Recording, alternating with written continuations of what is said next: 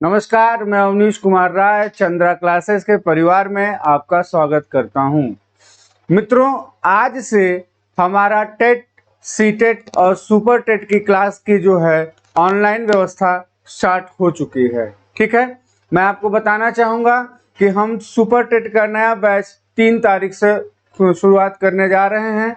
CTET और UP TET के भी अभ्यर्थी 3 तारीख से आ सकते हैं।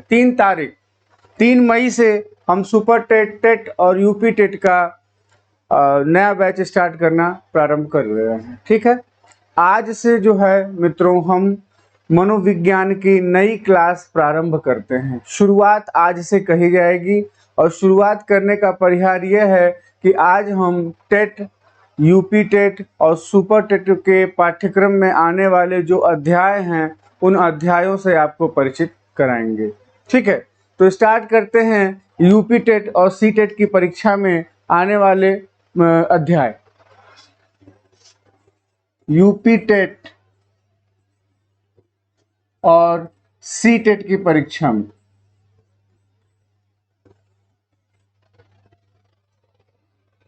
पहला अध्याय जो होगा हमारा वह होगा मनोविज्ञान का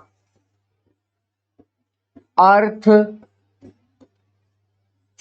उत्पत्ति और इतिहास। आप सभी को पता है मनोविज्ञान का अर्थ क्या है। शाब्दिक रूप में हिंदी में जाएंगे तो मन का विज्ञान कहा जाता है। वही इंग्लिश अंग्रेजी में साइकोलॉजी शब्द जो लैटिन भाषा से बना है, साइके प्लस लोगस, जहां आत्मा का ज्ञान होता है। ठीक है, इस तरह की विसंगतियों में जो कमियां हैं, जो मनोविज्ञान के अर्थ, एक तो अर्थ उसका शाब्दिक रूप से होगा, एक व्यवहारिक रूप से होगा। इन दोनों विषयों पे अध्ययन होगा। फिर मनोविज्ञान की उत्पत्ति के बारे में हम अध्ययन करेंगे। मनोविज्ञान की उत्पत्ति किससे हुई है? दर्शन से हुई है। दृश्यते अनेनम इति दर्शनम, किसी तत्व का साक्षात ज्ञान ही क्या है? दर्शन है।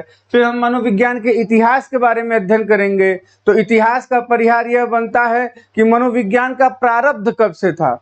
दर्शन से निकली हुई एक शाखा वो कब से छिपे रूप में चल रही थी, उसका हम अध्ययन करेंगे। किन किन रूपों में इसका रूपांतरण हुआ, ये इसका भी अध्ययन होगा। यही मनोविज्ञान का इतिहास होगा। जैसे आत्मा का विज्ञान, मन मस्तिष्क का विज्ञान, चेतना का विज्ञान और अब व्यवहार का विज्ञान। इस प्रकार के पहलुओं का अध्ययन करने के बाद हम आएंगे तुरंत शिक्षा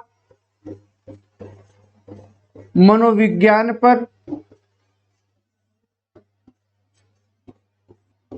बाल मनोविज्ञान पर और बाल विकास पे।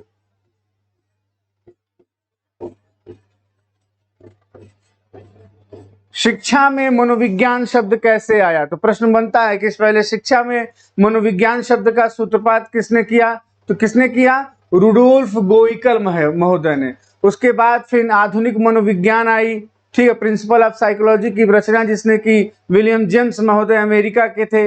उसके बाद फिर शिक्षा मनोविज्ञान के पूर्णतः जो मूल जनक की बात हुई तो थांडाइक महोदय, जड, वाइब्स, टिचनर, इन सभी लोगों के सहयोग के बारे में, वाटसन के सहयोग के बारे में हम अध्ययन करेंगे। उसके बाद हम बाल मनोविज्ञान का अध्ययन करेंगे। बाल मनोविज्ञान क्या कहता है कि निश्चित अवधि किशोरावस्था तक का अध्ययन करने वाली एक व्यवस्था, और उसी का विस्तृत रूप जो होगा बाल विकास होगा, जो बालक के ऊपर पड़ने वाले सर्वांगीण लक्षणों का, सर्वांगीण गुणों का और सर्वांगीण उन क्षेत्रों का अध्ययन करेंगे जिससे जो बालक के ऊपर प्रभावित करेगा। ठीक है, इन 2 अध्यायों के बाद तीसरा अध्याय हमारे सामने आएगा। चूंकि बालक की उत्पत्ति का अध्ययन बाल विकास में हो जाता है।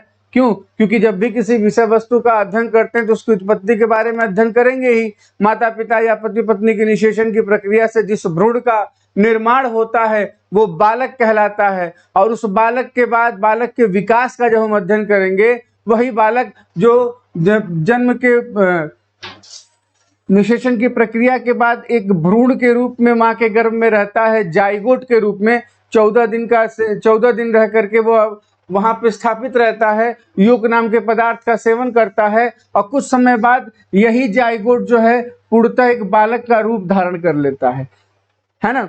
तो इसका हम अध्ययन करेंगे, और इसका अध्ययन करने के लिए हमें अध्ययन किसका करना होगा?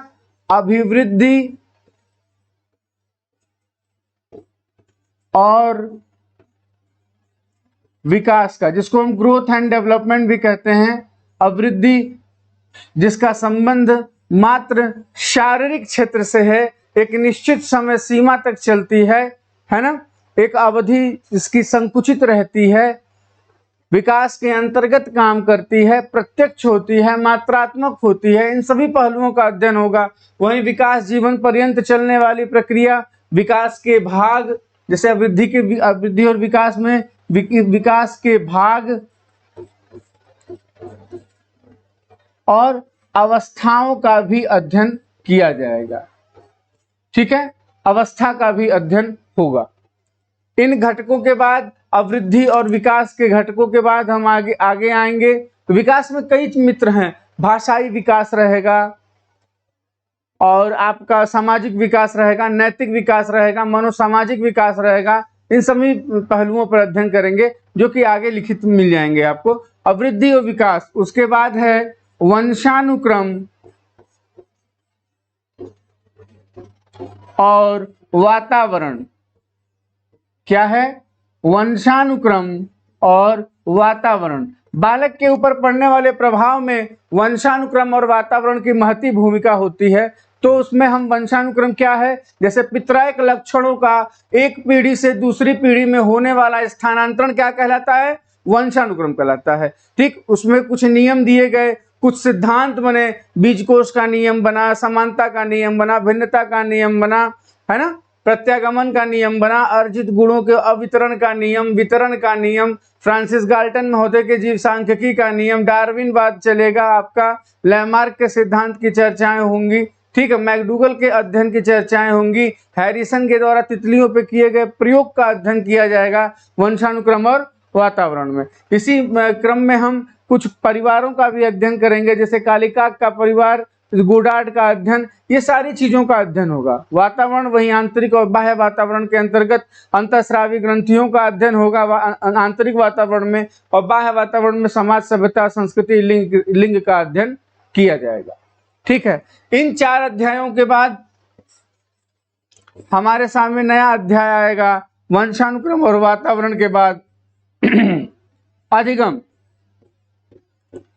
बहुत ही महत्वपूर्ण अध्याय, अधिगम के नियम, अधिगम है क्या, बालक के व्यवहार में परिमार्जन, बालक के व्यवहार में परिवर्तन, है ना, सीखने सिखाने की कैसी प्रक्रिया जिससे बालक का सर्वांगीण विकास हो सके, बच्चा सीखेगा तो बेसिकली इसने कैसे सीखा, छोटा था तब कैसे सीखा, तो छोटे पे यह अवलोकन और अनुकरण के माध्यम से सीखता था, लेकिन बड़े होने पर यह किस प्रकार से सीखेगा, इस पर 2 भाग बनेंगे। एक संज्ञानवादी पक्ष जो बालक के द्वारा किए गए व्यवहारों के माध्यम से अधिगम को दर्शाएगा, एक व्यवहारवादी पक्ष जो किसी जीव जंतुओं के माध्यम से अधिगम के पक्ष को दर्शाने का प्रयास करेगा।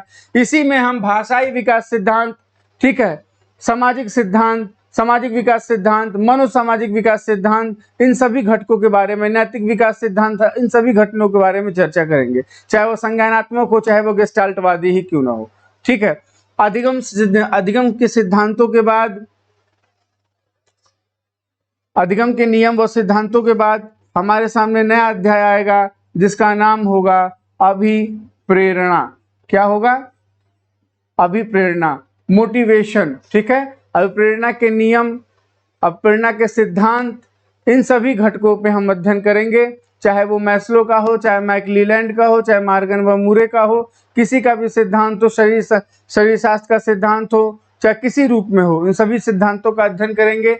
एक अध्याय मुझसे छूटा है, वो मैं आपको बता दूं, जहां पर छोटे छोटे कुछ अध्याय होंगे हमारे सामने, अधिगम, वक्र, पठार एवं अधिगम स्थानांतरण की गतिविधियों का भी अध्ययन हम करेंगे। ठीक है, इतने सारे अध्याय हमारे सामने हैं, अगर नोट करना चाहें तो नोट कर लीजिएगा। अब अभिप्रेरणा के बाद हमारे सामने नया अध्याय आएगा जिसका नाम होगा व्यक्तित्व। क्या होगा? व्यक्तित्व, पर्सनालिटी। अंग्रेजी में पर्सनालिटी, जो कि लैटिन भाषा के पर्सोना से बना है, जिसका अर्थ क्या होता है, मुखौटा। ठीक है, इस व्यक्तित्व नाम के अध्याय का अध्ययन किया जाएगा। व्यक्तित्व के सिद्धांत कितने दिए, कितने प्रकार के व्यक्तित्व हैं, भारतीय सभ्यता संस्कृति में व्यक्तित्व को किन भाग में दर्शाया गया, पाश्चात्य सभ्यता संस्कृति में व्यक्तित्व को किस तरह से दर्शाया गया, उसके बारे में बताया जाएगा। फिर हम आएंगे नेक्स्ट पॉइंट पे, जहां होगा व्यक्तित्व मापन की प्रविधियों के बारे में अध्ययन किया जाएगा। व्यक्तित्व मापन में कौन सी आएगी, प्रक्षेपी विधि, वस्तुनिष्ठ विधि और आत्मनिष्ठ विधि। ठीक है, इसी विधि में हम TAT test, thermal perception test, IBT test, SST test, CAT test, इन सभी का अध्ययन हम करेंगे। हरमन रोसा के स्याही के धब्बे का परीक्षण, मार्गन व मुरे का परीक्षण, है ना, थर्मल प्रासंगिक अंतर्बोध परीक्षण, फिर चिल्ड्रन परसेप्शन टेस्ट, लियोपोल्ड बैलक के ही सिद्धांत चिल्ड्रन परसेप्शन टेस्ट में, और भी जितने सिद्धांत हैं उनके बारे में हम अध्ययन करेंगे, चाहे वो कैटल महोदय का 16 पीएफ टेस्ट ही क्यों ना हो। ठीक है, व्यक्तित्व मापन की प्रविधियों के बाद हमारे सामने कुछ छोटे अध्याय आएंगे जिन्हें हम नहीं छोड़ सकते, जिनसे प्रश्न आ जाते हैं। स्मृति, विस्मृति, आदत, ऐसे छोटे छोटे अध्याय हमारे सामने आएंगे। ठीक है, फिर एक अध्याय हमारे सामने आएगा मापन और मूल्यांकन, मापन और मूल्यांकन। ठीक है, फिर हमारे सामने नया अध्याय आएगा जिसका नाम होगा बुद्धि। अब बुद्धि के नियम, बुद्धि के प्रकार। ठीक है, बुद्धि के प्रकार कितने प्रकार के होते हैं, 3 प्रकार की बुद्धि होती है, मूर्त बुद्धि, अमूर्त बुद्धि और सामाजिक बुद्धि। उसके बाद फिर बुद्धि के सिद्धांत, एक तत्व सिद्धांत, द्वितत्वीय सिद्धांत, त्रैतत्वीय सिद्धांत, त्रितंत्र का सिद्धांत, गिलफोर्ड का त्रिआयामी सिद्धांत, ये तमाम सिद्धांतों के बारे में हम चर्चा करेंगे बुद्धि में। ठीक है, फिर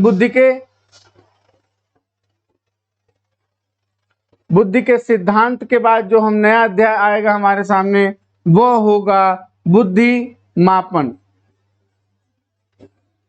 आईक्यू लेवल का अध्ययन होगा इसमें। ठीक है, उसके बाद हमारे सामने नया अध्याय आएगा जिसका नाम होगा बालक। पुनः हम बालक बनाएंगे, क्योंकि हमने क्या देखा कि अब बुद्धि क्षमता के बाद तरह तरह की अधिगम योग्यता, अलग अलग बौद्धिक क्षमता के बालकों की जानकारी मिली हमें। ठीक है, तो अब इसमें समस्यात्मक बालक, प्रतिभाशाली बालक, है ना, सॉरी लगातार बोल रहा हूं, तो समस्यात्मक बालक, प्रतिभाशाली बालक, अन्य कैटेगरी में आने वाले बालक, उन सभी बालकों का अध्ययन हम इसके अंतर्गत करेंगे। ठीक है, उसके बाद हम आ जाएंगे बुद्धिमापन बालक, इनकी शिक्षा पर। ठीक है, इनकी शिक्षा पे, ऐसे बालकों के लिए कैसी शिक्षा होगी, तो समावेशी शिक्षा एवं समेकित शिक्षा को लेकर के हम अध्ययन करेंगे। ठीक है, समावेशी शिक्षा और समेकित शिक्षा को लेकर के अध्ययन हम करेंगे। उसके बाद हम पढ़ेंगे इन्हीं बालकों को लेकर के उन तमाम शिक्षण कौशलों को,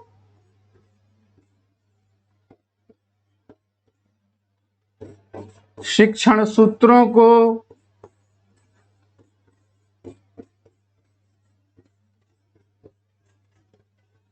और शिक्षण प्रविधियों को, जो इन बालकों को योग्य नागरिक बनाने में मदद करेगी।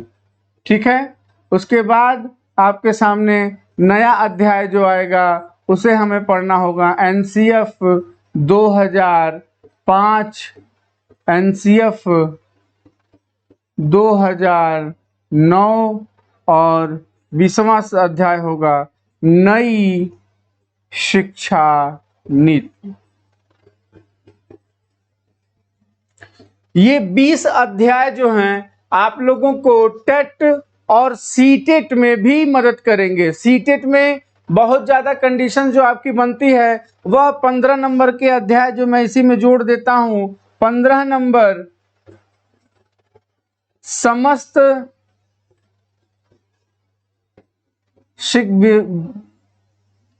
विषयों के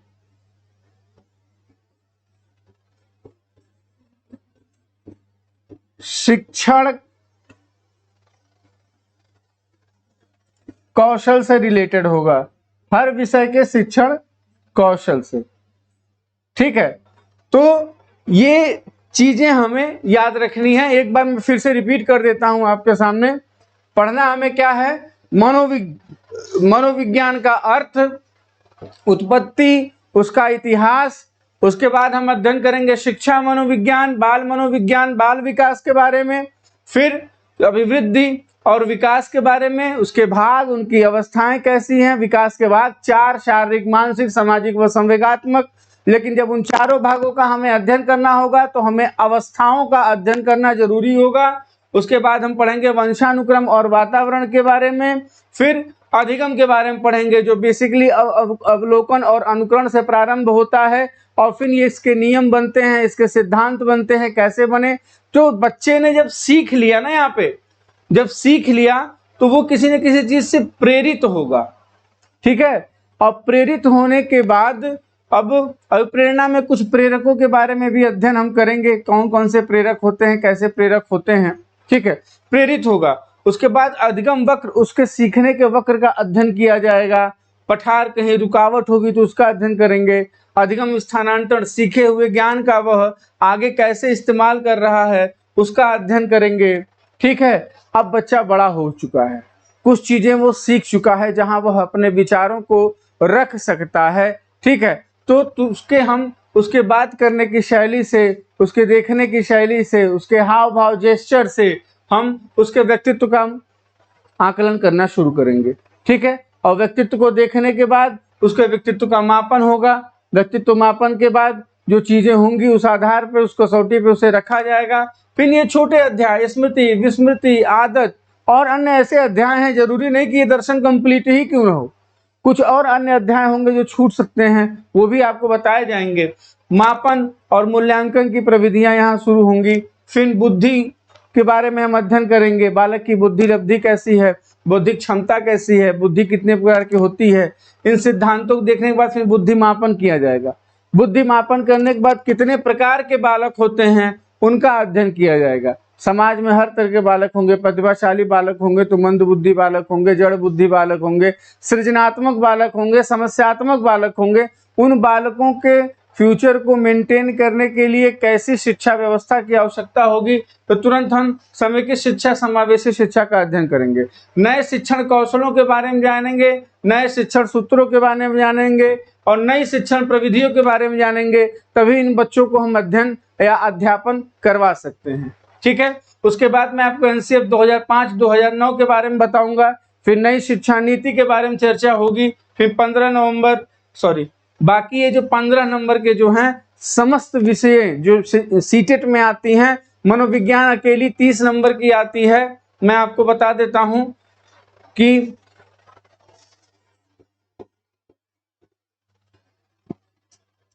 मैं आपको बता दूं यूपी टेट में आने वाली परीक्षाओं में 5 विषय रहती हैं, जिसमें हिंदी,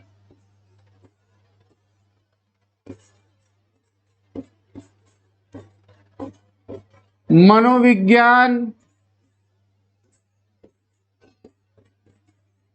संस्कृत, गणित, पर्यावरण, एक सब्जेक्ट ऑप्शनल में रहती है जिसे हम कहते हैं अंग्रेजी। ये समस्त विषय यूपी टेट में 30-30 नंबर की रहती हैं। इसमें भी शिक्षण आता है, लेकिन 1-2 नंबर के आ गए तो आ गए। ठीक है, टोटल पूर्णांक देखेंगे आप तो 150 नंबर की स्थितियां आपके सामने रहेंगी। वहीं सीटेट की स्थिति की बात करें तो सीटेट में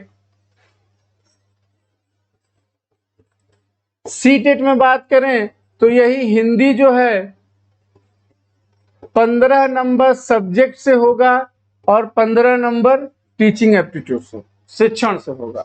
ठीक है। फिर संस्कृत चाहे मनोविज्ञान को आप लेते हैं तो 15 नंबर सब्जेक्ट से हो जाएगा, ये यस का मतलब सब्जेक्ट है, और प्लस 15 नंबर टीचिंग से हो जाएगा। ठीक है। फिर संस्कृत से ले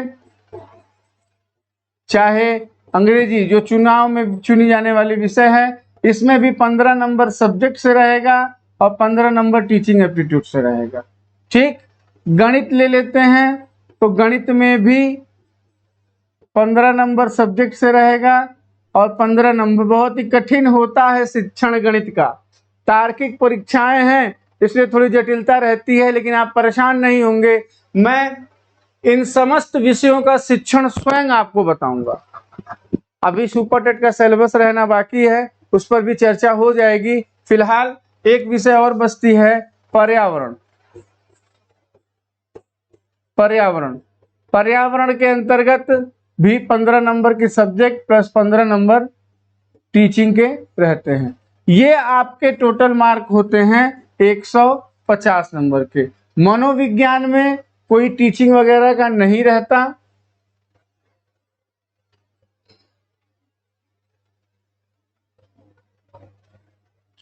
मनोविज्ञान में 30 नंबर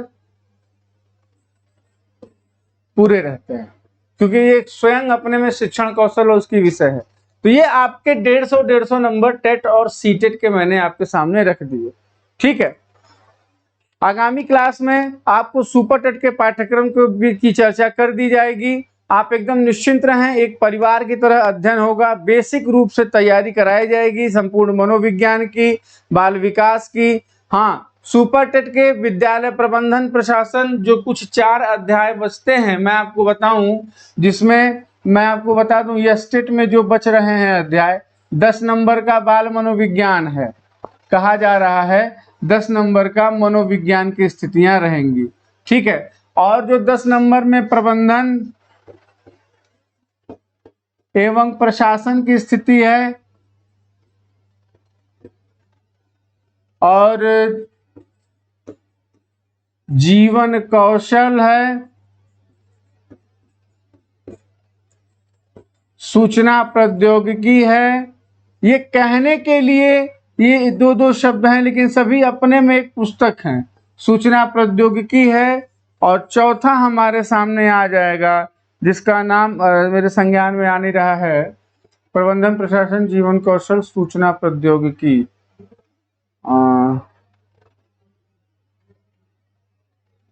विद्यालय प्रबंधन प्रशासन जीवन कौशल, प्रबंधन प्रशासन जीवन कौशल सूचना प्रौद्योगिकी। हाँ, प्राथमिक शिक्षा का इतिहास, जिसमें मैकाले की शिक्षा नीति से लेकर के संपूर्ण हंटर आयोग, कोठारी आयोग, रामकृष्ण मिशन समिति, हरटाग समिति, इन समस्त विषयों पर भी अध्ययन होगा। 10 नंबर मनोविज्ञान जो आपको मैंने पहले बता दिया, और ये संपूर्ण पाठ्यक्रम जो है 20 नंबर का और रहेगा। हम टोटल 30 नंबर का मतलब रखते हैं सुपर टेट की परीक्षा में। ठीक है। यूपी टेट में भी जहां हम 30 नंबर हैं, सी टेट में हम 90 नंबर हैं, ये आपको पता होगा। सी टेट की परीक्षा देखेंगे तो 15 नंबर हिंदी है, 15 नंबर संस्कृत है, 15 नंबर गणित है, 15 नंबर पर्यावरण है, 60 नंबर है। लेकिन इधर 15, 30, 45, 15, 50, 55 और इधर है 90। 15 चौके 60, पर्यावरण, गणित, संस्कृत और हिंदी 15 चौके 60 और 30 नंबर हमारी मनोविज्ञान स्वतंत्र है। 90 नंबर हम सी टेट में हैं, 30 नंबर हम यूपी टेट में हैं और 30 नंबर हम सुपर टेट में हैं। ठीक है। तो कल से आप लोगों की क्लासेस जो है बेसिकली स्टार्ट कर दी जाएंगी, कोई भी टॉपिक आपसे बचेगा नहीं। ठीक है। आज के लिए बस इतना ही, धन्यवाद। कल से हम मनोविज्ञान का अर्थ, उत्पत्ति और उसके इतिहास के बारे में अध्ययन करेंगे। धन्यवाद। धन्यवाद। एक बार फिर से मैं आपको बता दूं कि 3 तारीख से सुपर टेट की क्लास चंद्रा क्लासेस में स्टार्ट हो चुकी है। सी टेट और यूपी टेट के बैच भी स्टार्ट किए जाएंगे।